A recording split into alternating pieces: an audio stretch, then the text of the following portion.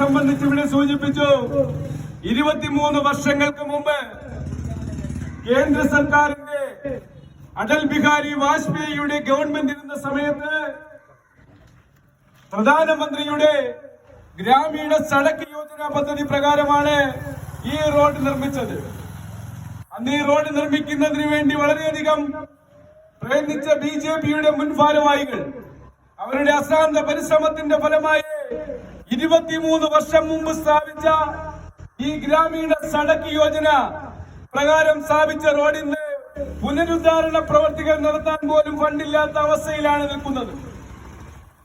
ഇവിടെ ഞങ്ങൾ ചോദിക്കുകയാണ്, കരകുളം പഞ്ചായത്ത് പ്രസിഡന്റിനോട് ഞങ്ങൾ ചോദിക്കുകയാണ്, സഖാക്കന്മാരോട് ഞങ്ങൾ ചോദിക്കുകയാണ്, ഈ മുല്ലശ്ശേരി നമ്പാട് റോഡിലെ ഇത്രയും ശോചനീയ അവസ്ഥയിലേക്ക് തള്ളിവിട്ടത് നിങ്ങളല്ലേ?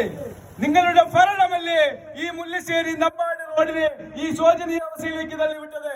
ഇവിടത്തെ ജനങ്ങളോട് കാണിക്കുന്ന അവഗണനയല്ലേ ഇത്?